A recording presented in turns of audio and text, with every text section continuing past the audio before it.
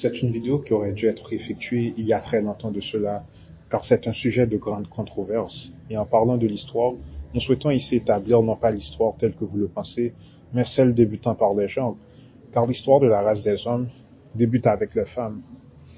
La femme, il est donc établi que les premières formes de civilisation étaient des civilisations féminines, et ceci vaut pour le jardin d'Éden. Et lorsque je parle de civilisation féminine, nous en venons au fait que le rôle de la femme au sein de la société n'était pas pareil et semblable à celui d'aujourd'hui. Il en existe des preuves génétiques, historiques, puis mythologiques. Nous allons faire usage de la science, de la génétique et des éléments mythologiques afin d'appuyer nos dires. Eh bien, débutons au niveau génétique afin d'enlever toute forme de doute. Penchons-nous au sujet des chromosomes. Il existe deux types de chromosomes, nommés les chromosomes sexuels, qui déterminent le genre sexuel d'un bébé.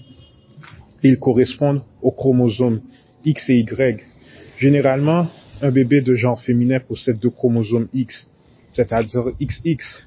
Et le bébé masculin, un chromosome X et un autre chromosome Y, c'est-à-dire XY. Cependant, au sein du syndrome de Klinefelter, un bébé masculin naît avec une copie extraite du chromosome X lui assénant une séquence de chromosomes XXY. Ceci dit, il vous faut analyser la tendance. La tendance est que le chromosome X est plus répétitif que le Y. Le chromosome X semble être dominant par rapport au Y, puisque les femmes ont généralement deux chromosomes X sans avoir besoin du Y afin d'exister. Et c'est pourquoi généralement, dans notre monde, il y a beaucoup plus de femmes que d'hommes. Maintenant, les choses changent un peu, mais ce n'est pas vraiment pour des raisons saines. Car il y a eu un processus de clonage qui était fait. Car si vous lisez, vous verrez des nombres qui diffèrent un peu partout. Je pense qu'il y a eu beaucoup plus d'hommes qui naissent. Et il avait été dit que le chromosome Y était en voie de disparition, et mon souhait n'est pas que l'homme disparaisse, évidemment. Mais ce que je veux dire par là est que ils ont intercepté ce truc en créant des clones. C'est ainsi qu'ils ont pu stopper la tendance. Et ce n'est pas nécessairement mauvais, bien qu'ils font usage du clonage pour des trucs mauvais. Et ce n'est pas une vidéo qui sert à rabaisser l'homme, bien que certaines personnes peuvent l'interpréter de cette façon. En contrepartie, nous autres les hommes avons besoin de chromosomes X de façon générale afin d'exister. Ceci signifie qu'il peut exister des exceptions, mais selon le consensus général, c'est ainsi. C'est-à-dire que les femmes ont généralement deux chromosomes X et les hommes un chromosome XY, bien qu'il existe des exceptions. Ok, il existe des exceptions.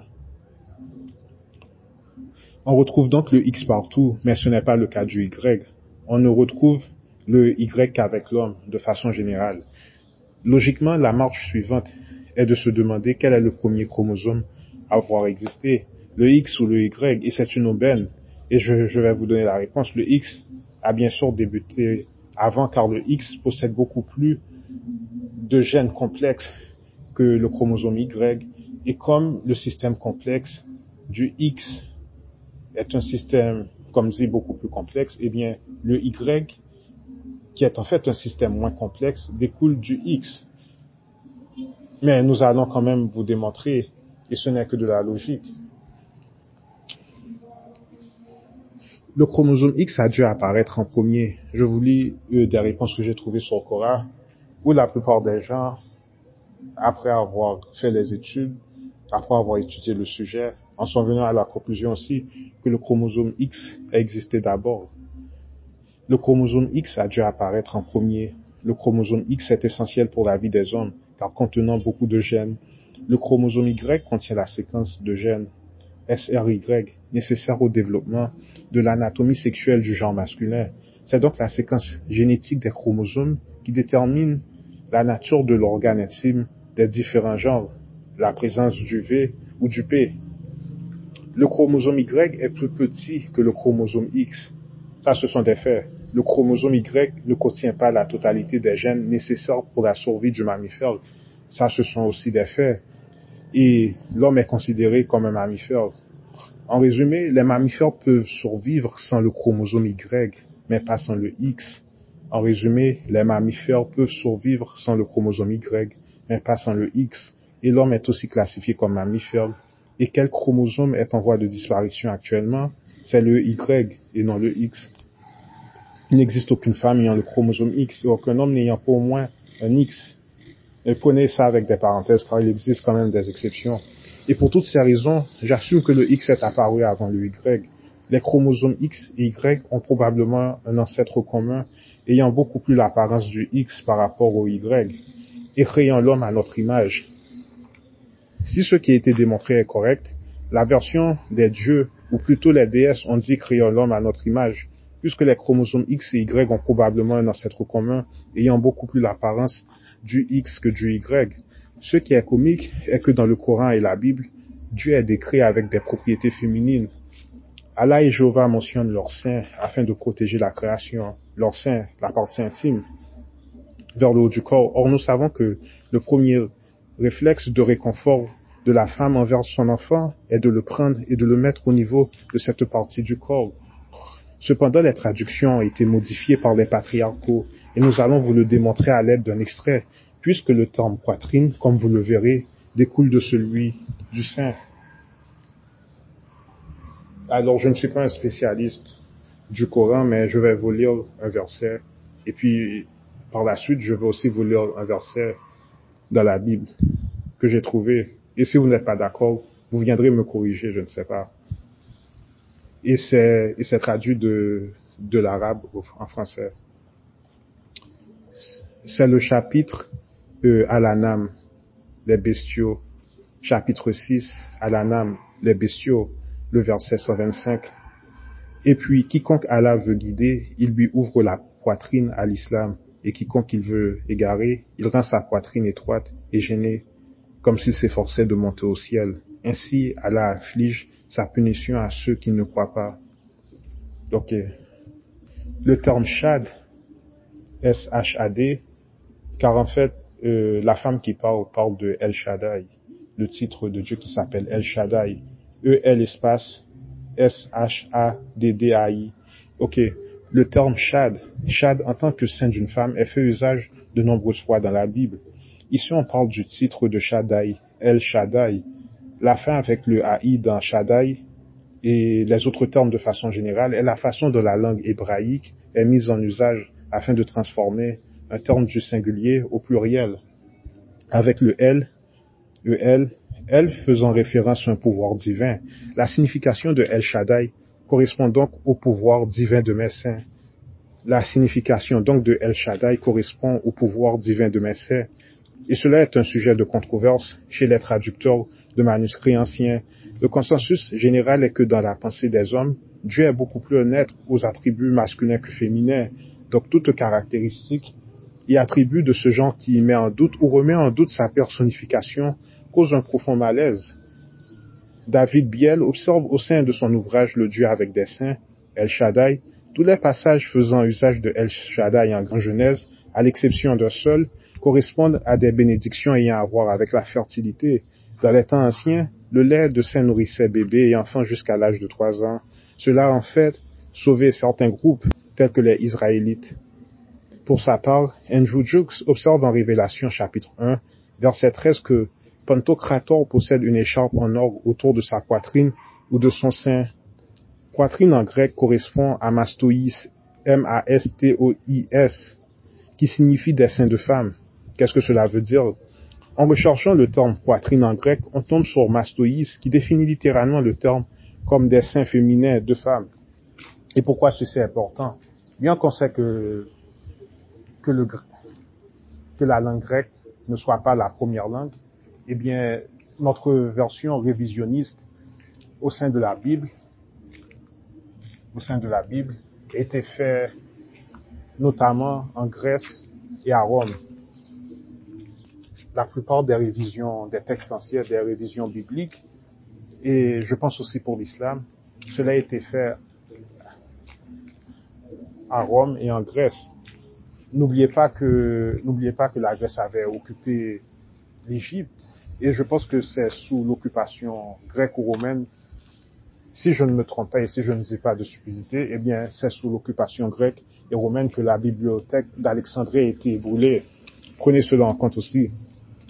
Donc, en recherchant le terme poitrine en grec, on tombe sur mastoïs qui définit littéralement le terme comme des seins féminins de femmes.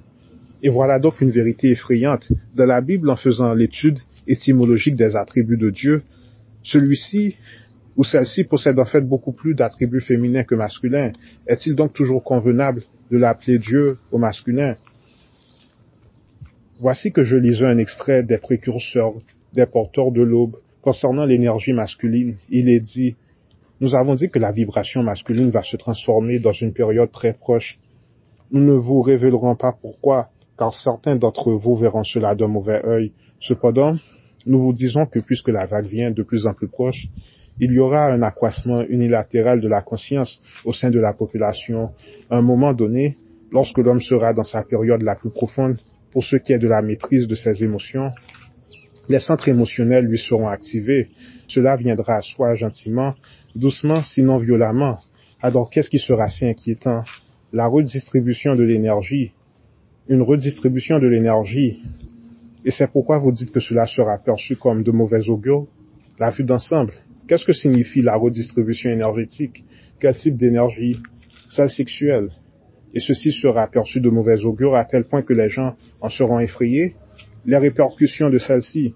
En quoi consistent ces répercussions? Elles sont maintes. Pouvez-vous nous en révéler plus? Je dois au moins pouvoir répondre à la première question. La redistribution sexuelle, cela signifie que la femme n'aura plus de relation intime avec l'homme? Pas exactement. Mais est-ce proche de l'interprétation correcte? Pratiquement. Alors oui, l'homme perdra une grande partie de sa libido en faveur de poursuites spirituelles. C'est cette libido qui est au noyau de l'agression historique et le manque de maturité émotionnelle du genre masculin. Pouvons-nous dire cela aux autres? À vous de voir. À vous de voir. Mais cela pourrait bien provoquer de l'agitation. À vous de voir. Mais cela pourrait bien provoquer de l'agitation, au même titre que cette vidéo concernant la femme. J'ai remarqué qu'au moment même où j'ai débuté la méditation avec intensité, ma libido a diminué. Est-ce à cause de la méditation? Les femmes aussi perdront un certain degré de libido, mais la question est comment la race humaine réagira-t-elle? C'est la grande question. La race humaine sera-t-elle prête? Cela signifie-t-il que tout le monde perdra intérêt pour ce qui est de relations intimes? Beaucoup moins de relations intimes et les gens devront apprendre à se connecter spirituellement plutôt que intimement. Est-ce que parce qu'une des forces les plus puissantes est celle du contact et que celle-ci s'est manifestée par l'union intime et que sans ces envies, ils seront forcés à se forger des relations d'une autre façon? En effet, c'est ce qui est attendu. Vous bougez tous dans une dimension plus grande, moins sexuelle et de ce fait, vous devez apprendre, expérimenter ceci d'abord dans ce monde avant de pouvoir passer dans ces plus grands mondes. Et ceux n'ayant pas appris ne passeront pas? Est-ce correct? Correct. Certains seront délivrés. Cela dépend de votre niveau d'avance. Un passage de rappel. Le sexe est féminin, non masculin. La modalité de sexe actuel est une forme de viol et vient de Sirius. La modalité pornographique, puisque c'est celle-ci que la race des hommes pratique, en toute forme d'inconscience, et l'expérience sexuelle, une vraie expérience sexuelle digne de ce nom devrait durer au minimum 1 heure de temps. Ce n'est pas un viol, c'est un rituel passant par différents processus du yin au yang, et ce selon les modalités de paramètres de configuration du zodiaque. Et il en existe une version innocente, c'est-à-dire un état d'âme où les relations intimes ne sont pas poursuivies avec obsession, intensité, c'est-à-dire avec la personne appropriée. Voyons voir maintenant. Ici, le mystère est que nombre de ces races n'ayant pas l'aptitude de participer aux relations intimes pour quelques dysfonctionnements que ce soit font usage de la pornographie comme moyen de récepteur d'énergie sexuelle afin de compenser ce manque. Continuons. À cette époque, il lui a été demandé de ne pas s'impliquer parallèlement aux voies de la Terre, car à son point d'évolution particulier, cela aurait été désastreux de s'impliquer au sein de reproduction intime sans l'adaptation nécessaire, sans cet ajustement corporel. La vérité est que ce passage est représentatif des enfants des dieux ayant une relation intime avec les femmes de l'homme. Ce qui était renversé est que les fils d'hommes étaient plus puissants que les anges de ce Dieu particulier, raison pour laquelle nous avons été envahis. Quel degré de connaissance atlantéenne a été transmis aux Égyptiens? La connaissance pour ce qui est de la médecine, avec pour exception les multiples possibilités de ce qui peut être réalisé avec la connaissance approfondie des organes intimes. Pause. Voilà donc le tabou au sujet du sexe. Voilà aussi pourquoi c'est en Inde et en Himalaya particulièrement que les initiés ont eu possession et dispensé ouvertement des trucs de sexe tantrique. En Égypte antique, cela était connu, mais la connaissance particulière est restée, a été maintenue secrète derrière les portes de la prêtrise. Cette connaissance est en fait connectée avec les 64 personnalités sexuelles. Ce qui est intéressant est que les différentes sources de transmission adoptent deux voies, que d'une part, le sexe n'est pas si important et que d'autre part, le sexe est en fait important, est un portail à de nombreux trucs surnaturels, mais que si celui-ci est mal usé, cela peut engendrer des dégâts. Ici, nous n'avons pas renié le potentiel du sexe, mais nous faisons prudence car nous savons que le phénomène tel que présenté n'est pas totalement compris et est présenté volontairement genre version sociétale afin que des entités négatives absorbent cette forme d'énergie. Car, oui, la plus grande forme d'énergie qui soit au sein de notre biologie est celle sexuelle. Et c'est via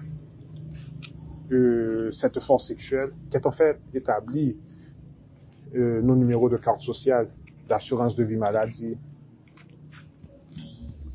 Donc on va retourner au sujet. Parlons maintenant de l'Ève mitochondriale. En gros, Ève a-t-elle vraiment été créée via Adam ou en fait le contraire? Et des extraits de Wikipédia. L'Ève mitochondriale ou plus récente ancêtre matrilinéaire commune est le nom donné à la femme étant la plus récente ancêtre commune par lignée maternelle de l'humanité. En première approximation, elle est la dernière femme dont les mitochondries ont engendré les mitochondries de tout humain actuel. En première approximation, elle est la dernière femme dont les mitochondries ont engendré les mitochondries de tout humain actuel. Les mitochondries sont des organites cellulaires qui ne sont transmis que par l'ovule de la mère. Seuls de très rares cas de transmission d'ADN mitochondrial par le père ont été rapportés. L'Ève mitochondriale est l'équivalent féminin de la dame chromosome Y, l'ancêtre commun le plus récent par lignée paternelle. En tenant compte de la vitesse de la mutation, concept de l'horloge moléculaire, dans cet ADN mitochondrial, les calculs laissent penser que l'Ève mitochondriale a vécu il y a quelques 150 000 ans. À titre de comparaison, la dame mitochondriale date de 140 000 ans et fait de lui un prolongement de l'Ève mitochondriale estimé à 150 000 ans. Peu importe où nous regardons en recherchant, la femme apparaît toujours avant l'homme. Le seul bémol que nous pouvons trouver à ce fait, car c'est un fait que ces recherches supposent, et avec tort, que l'Homo sapiens est la seule espèce vivante et marchante à deux pieds au sein de la surface terrestre, et ceci est faux.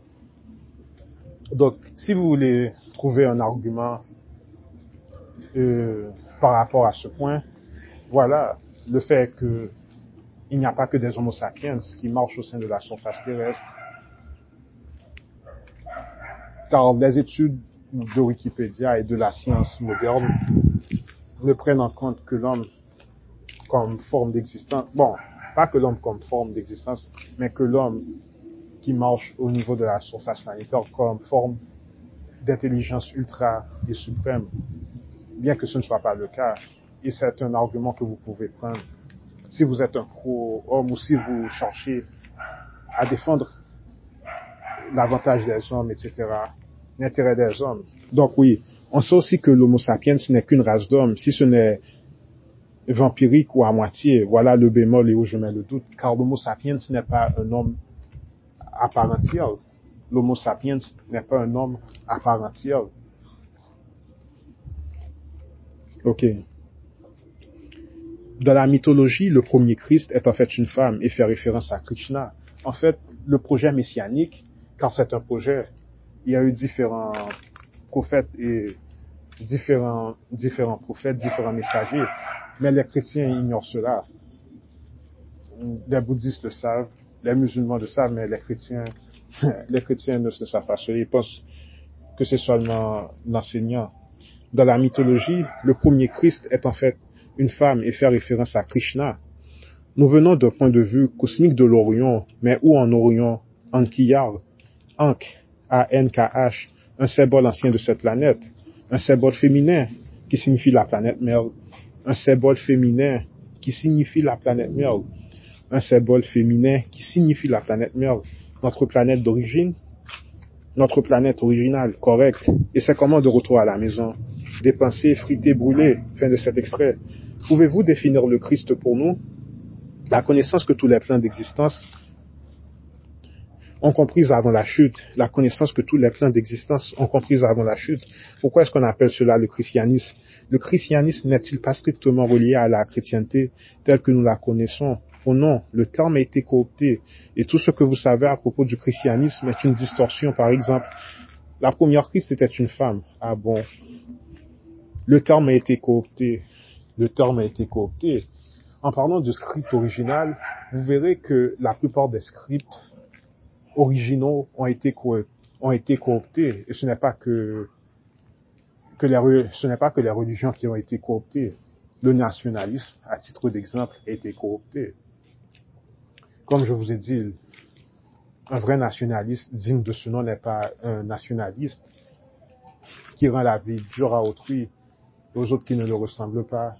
Un nationaliste digne de ce nom dans le vrai sens du terme est une personne qui sait vivre de sa terre et qui est aussi en communication avec sa terre de telle façon qu'il se retrouve protégé lors des cataclysmes, car sa propre terre le protège.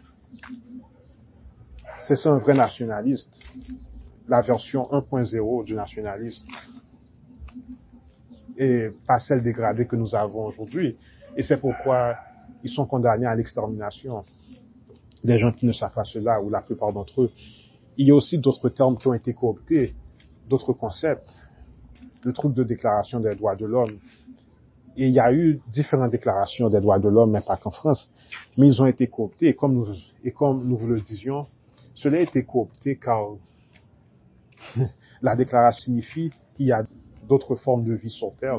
Le script original de la déclaration des droits de l'homme était en fait un script qui cherchait à avertir d'autres hommes de la race des hommes que nous nous sommes retrouvés colonisés et envahis par des formes de vie non hommes ou non humaines. C'était ça le vrai script. Puis vous avez aussi un autre script qui a été coopté, le script de la version du sauvegarde, être sauvé et aller au paradis. On vous a dit que le script matriciel, c'est en fait les membres qui se font sacrifier et qui sont sauvés, mais sous la modalité de paramètres de configuration des comptes d'épargne à la banque. Et ce n'est pas qu'une banque. Votre corps est un fonds, est une finance, un bien immobilier, et cela possède des chiffres, une valeur nette qui est représentative des chiffres et des numéros au sein de vos contrats sociaux. Donc, lorsque ces membres se font exécuter et qu'ils sont sauvegardés, eh bien, ces membres peuvent réincarner par force dans la même dimension, dans le même plan d'existence où ils se sont fait sacrifier, et avec le prêtre, etc. Donc, même le script aussi a été... Donc, la question est, si le projet messianique qui était d'origine féminine, pourquoi un projet messianique est passé d'origine féminine à masculine? Eh bien, c'est évident, car puisque la femme est tombée, puisque la femme a chuté dans notre monde, oui, puisqu'elle a chuté, eh bien, l'homme est devenu le point de référence numéro 1 en tant qu'être. Du moins, c'est ce qui est représenté. Je ne dis pas que cela doit se faire ici, mais actuellement, l'homme est vu comme le modèle de référence de la société et pas la femme. Et puisque les gens ont vu l'homme comme modèle de référence de la société, les déesses ont dû alors envoyer des hommes, parce que les gens prennent plus au sérieux un homme qui parle et qui argumente qu'une femme. Et ce n'est pas nécessaire, ce n'est pas juste, mais c'est la raison du pourquoi. Oui, et c'est une forme de discrimination, mais c'est comme ça. Ok. Voilà donc quelque chose d'autre qui a été coopté. En ce sens aussi, la plupart des gens qui servent Allah et le Jéhovah sont des personnes qui le servent selon la modalité matricielle et non selon les hautes parties de l'algorithme. Et ceci pareil avec le nationalisme et sauvegarde et tout a été renversé. Donc, ce que nous vous disons est que même Allah, même Allah, Jéhovah, ces entités ou l'entité, cette entité possède des caractéristiques beaucoup plus féminines que masculines. En fait, si vous pourriez l'observer, vous auriez fait une crise cardiaque. Vous auriez fait une crise cardiaque. Car elle serait apparue avec des traits beaucoup plus féminines que masculines.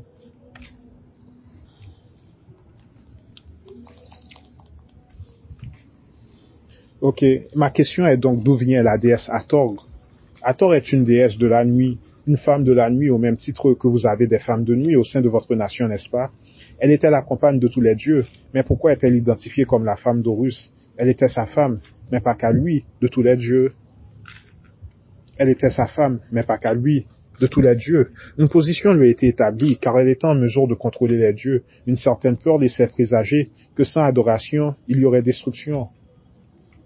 Et puis, il y a Sekhmet, une autre féline, la déesse du feu. Quelle est donc la connexion entre Sekhmet, ici c'est Hathor, ce sont en fait des sœurs, équipes de Nephthys. Seul Hathor a tenté de dominer les dieux. Sa connaissance de la domination physique des autres, elle vient d'une espèce, d'une race cosmique qui a pratiquement existé depuis le début de l'existence. Elle vient d'une espèce, d'une race cosmique différente, qui a pratiquement existé depuis le début de l'existence. Cette race possède les plus grands désirs du bien, mais aussi les plus grands désirs au niveau de la physicalité. Elle possède toute la bonté, mais à la fois tous les désirs. C'est deux êtres en un. C'est deux êtres en un. Cela peut être utilisé par des entités négatives, au même titre que nous pouvons en faire usage. C'est la tentation, un sacrifice, et c'est pourquoi nous sommes tentés par les femmes, nous autres hommes. C'est l'archétype de la déesse, et nous en avions parlé dans contrepartie négative de l'énergie féminine. Et les trucs de tabou sexuel, c'est l'archétype de la déesse. La quête du héros qui doit aller sauver une femme, tous ces trucs, c'est l'archétype de la déesse. Et ce n'est pas qu'un archétype, ce n'est pas qu'un truc abstrait. C'est véridique également. De la déesse Hathor, cela a toujours été sa fonction. Équipe de Shiva, ce sont les mêmes. Dans cette vidéo, nous allons prendre une autre tournure, mais qui suit toujours le schéma actuel. Mais vous comprendrez, car tout n'était pas aussi rose lors du matriarcat non plus, et c'est ce que nous devons vous expliquer. Car bien que les formes de civilisation les plus grandes que nous avions connues étaient les formes de civilisation matriarcale, tout n'était pas rose. Car il existe une vraie raison aussi pour laquelle la femme a chuté. La femme n'a pas chuté, car elle a simplement chuté. Il y a eu quelque chose, et ce n'est pas vraiment le truc du péché conventionnel. C'est parce que la femme a commencé à abuser de son pouvoir. C'est pourquoi elle a chuté. Car personne ne chute comme ça, c'est juste la réalité. Et je ne justifie pas, je ne dis pas que c'est bien fait, mais si quelqu'un chute, c'est pour une raison précise. Vous ne chutez pas parce que vous chutez. Généralement, on chute quand même car nous avons fait quelque chose de mauvais. Car soit on a cédé à la tentation ou que nous avons fait quelque chose de mauvais. Maintenant, ce n'était pas le cas de toutes les femmes. Mais à un certain point de l'histoire, de notre histoire, lorsque la femme était forte à son apogée de son pouvoir, elle a commencé à abuser de l'autre sexe. Car souvenez-vous que la femme existait d'abord, puis par la suite le sexe masculin. Et en fait, tous ces trucs d'esclavage, tout truc, en fait, puisque c'était la femme qui était l'espèce, la première forme, puisque c'était la femme qui était le premier genre à exister, puis vous avez eu les androgènes et toutes ces variétés. Donc la femme a commencé à abuser de son pouvoir et certains hommes étaient en fait maltraités. Donc tout ce que vous voyez actuellement est un renversement aussi de ce qui s'est passé à l'origine. Les premières pimpes étaient des femmes lorsqu'on parle de mafia, et c'est pourquoi ces termes sont féminines. C'est pourquoi je vous dis cela, c'est pourquoi ces termes sont d'origine féminin, la mafia, la matrice. Les premières pimpes étaient des femmes. C'est exact, les premières pimpes étaient des femmes. Les pimps ont en fait appris les modalités de paramètres du pim-pim de la femme. C'est la femme qui est venue avec, c'est la femme, lors de son apogée, qui est venue avec tous ces trucs. Les pimps originaux étaient des femmes, de même que la ce n'est pas la polygamie. Pardon, j'oublie. De même que la polyandrie a existé avant la polygamie. Ce n'est pas un mensonge, ça c'est la vraie histoire, c'est ce qui s'est passé. Bien sûr, dans les extraits que j'ai pris, les femmes n'ont jamais dit ça. Les femmes, bien sûr, qui ont concocté leur version, bien que leur version est correcte à 80 à 90%, elles ont omis cela. Mais je devais vous dire cela, non pas afin de faire chier aux femmes, mais c'est la vérité, car elles n'ont pas avoué pourquoi la femme a chuté. La femme n'a pas chuté car elle a juste chuté. On chute car on a fait quelque chose de mauvais, qu'on a cédé à une tentation, qu'on a fait une erreur volontaire et qu'on a fait une erreur volontairement, une erreur malsaine. C'est pourquoi on chute, généralement. Ok. Parlons du projet messianique. Cela fait référence au projet messianique. Le projet avait en fait pour objectif l'accomplissement de deux fonctions. Le premier était d'apprendre aux hommes les méthodologies nécessaires afin de devenir un vrai homme digne de ce nom. Un vrai homme digne de ce nom, comme nous vous l'avions dit, est un homme. Lorsque je parle de l'homme, je parle de la race des hommes, donc de la femme et de l'homme. Eh bien, un vrai homme digne de ce nom est reconnu comme une personne avec de grandes valeurs morales. C'était là le premier objectif. Le second objectif était d'introduire différentes informations à différentes sociétés, et ceci afin de provoquer un échange d'informations, afin qu'ils utilisent leur crâne et que nous utilisions un échange d'informations. Donc, si vous êtes chrétien, j'aurais pu aller en Afrique, j'aurais pu prendre des trucs du vaudou, j'aurais pu prendre des trucs aussi de l'islam, aussi. C'est à cela que servaient les religions. Et c'est ce que nous avons dit. Lorsque vous parlez des informations, la doctrine est fausse. Une doctrine n'est pas totalement fausse. Il y a toujours du vrai. C'est pourquoi vous devez prendre l'ensemble des informations et faire des analyses et construire un tout cohérent. C'est toujours ce que nous avons dit ici. Vous devez prendre l'ensemble des informations et établir un tout cohérent. Et voilà, par exemple, si vous pensez que c'est seulement l'homme qui a dominé, vous serez toujours limité. Et en fait, vous ne serez même pas peut-être en mesure de faire votre ascension, car afin de faire votre ascension, vous avez besoin des informations les plus anciennes, et les informations les plus anciennes ont en fait découlé du matriarcat, à l'époque où les femmes dominaient, et vous avez besoin d'activer votre côté féminin en vous, le côté féminin des grands centres émotionnels. C'est pourquoi vous devez prendre temps en code, vous ne devez pas prendre seulement lorsque l'homme a dominé, qui est une période en fait assez courte, mais vous devez prendre l'autre partie de l'histoire lorsque la femme aussi dominait, afin de comprendre. Donc, le second objectif du projet messianique était de segmenter les informations et de les diviser en différentes sociétés avec l'intention de provoquer un échange d'informations et d'établir des études coopératives et comparatrices.